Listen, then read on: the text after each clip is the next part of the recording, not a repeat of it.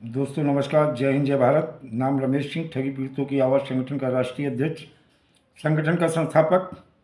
आज फिर आप लोगों के बीच में उपस्थित हुआ हूं, लेकिन आप लोगों से अनुरोध करेंगे, जिन लोगों ने अभी तक हमारे चैनल को सब्सक्राइब नहीं किया है, चैनल को सब्सक्राइब कर लें, लाइक करें, कमेंट करें और वीडियो को ज़्यादा से ज़्यादा शेयर कर दिया करें ग्रुपों में, जिससे ज़्यादा लोगों तक जानकारी पहुँच सके। दोस्तों, भुगतान को लेकर देखा जाए, हम और हमारा संगठन और संयुक्त निवेशक मोर्चा जो बना है, वो लगातार प्रयास कर रहा है भुगतान को लेके, और लगातार हम प्रयासरत हैं हर ठग कंपनी और क्रेडिट कोऑपरेटिव सोसाइटी के पीड़ित जमाकर्ताओं को लेकर के, और अभिकर्ताओं की भी टेंशन हमें रहती है। कारण है, कहीं ना कहीं अभिकर्ता कोई और नहीं है, निवेशक ही अभिकर्ता है। उन्होंने पहले अपना पैसा जमा किया और बाद में अपने जानने पहचानने वाले रिश्तेदार नातेदारों का पैसा जमा करवा दिया। और आप लोगों के भुगतान को लेकर के देखा जाए, शारदा स्कैम के बाद में सरकार ने एक कानून बनाया था, जिस कानून का नाम है वर्ष 2019, यानी the banning of unregulated deposit scheme act 2019। आज इस पे हम चर्चा करेंगे। पूरे हिंदुस्तान में अभी तक इस एक्ट और कानून के तहत कहाँ कितने मुकदमे पंजीकृत हुए हैं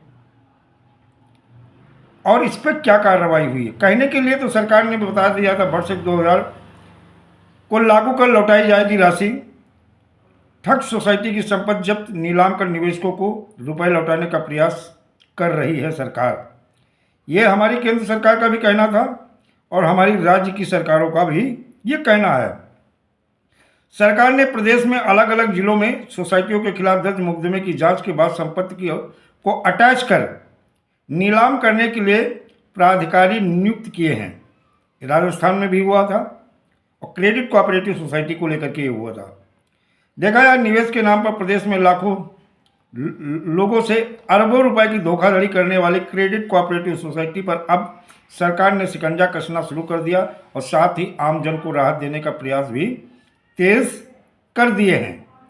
ये सरकार के मिनिस्टरों द्वारा या इनकी अथॉरिटियों द्वारा ऐसा कहा गया, लेकिन कितना अमल में लाया गया उस पर भी चर्चा होगी।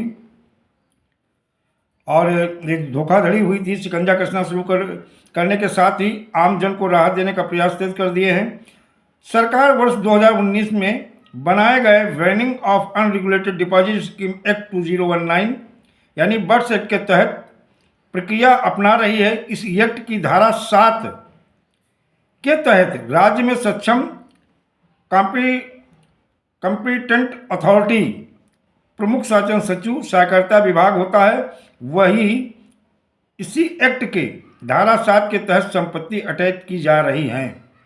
ये राज्य सरकारों का कहना था और राज्य सरकारों ने ऐसा कहा भी, लेकिन कितना किया है ये आप लोगों से छुपा नहीं है। सरकार ने प्रदेश में अलग अलग जिलों में सोसाइटियों के खिलाफ दर्ज मुकदमों की जांच के बाद संपत्ति को अटैच कर नीलाम करने के लिए प्राधिकारी नियुक्त किए हैं। ये अधिकारी संपत्तियों को नीलाम कर उन्हें आने वाली राशि को पीड़ित निवेशकों को लौटाएंगे वर्ष एक्ट के तहत। ये खबर मैं आपको बता रहा हूँ। अब मैं आपको बताऊंगा कि वर्ष एक्ट के तहत ज़्यादा मुकदमे राजस्थान में ही दर्ज हुए हैं। बाड़मेर में 152, जालौर में 80, जोधपुर पूर्व में 49, जोधपुर ग्रामीण में 48, जोधपुर पश्चिम में 13, अलवर में 2 और हनुमानगढ़ में 1 और श्री गंगानगर में 5 मुकदमे दर्ज किए गए हैं। अब देखा जाए तो इन कंपनियों क्रेडिट कोऑपरेटिव सोसाइटियों के खिलाफ इतने मुकदमे दर्ज किए गए हैं और वास्तविक में टोटल जो मुकदमे दर्ज हुए हैं वो 315 मुकदमे दर्ज आदर्श सोसाइटी में और 15 और संजीवनी में, और लगभग देखा जाए इन क्रेडिट कोऑपरेटिव सोसाइटी के 16 ठग जेल भी जा चुके हैं। अब ये मुकदमे दर्ज हुए, इन पे बड़ी बड़ी चीज़ें कही गई जो कि सोशल मीडिया पे भी आई और न्यूज़पेपर में भी आई।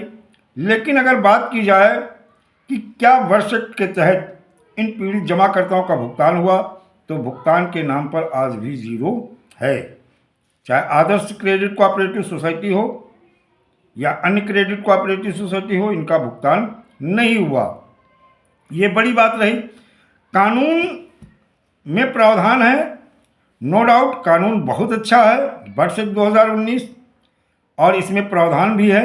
लेकिन जब हम 180 कार्य दिवस की बात करते हैं तो मैंने पहले भी आपसे कहा था, कानून कितना भी पावरफुल हो, कानून कितना भी अच्छा हो, लेकिन जब सरकार की नीयत और मंशा उतनी ही पावरफुल और अच्छी हो तो भुगतान होता है। और सरकार चाहे तो वर्ष की भी ज़रूरत नहीं पड़ती है। वो अन्य भी क्रांतिकारी कानून पहले से मौजूद हैं जिनके तहत आपका भुगतान सुनिश्चित कर सकती है। मैं दोस्तों आपसे यही कहूँगा, आने वाले समय में अब सोना नहीं है, जाग जाओ। और जागने के साथ में अभी 8 तारीख को हम दिल्ली जाएंगे।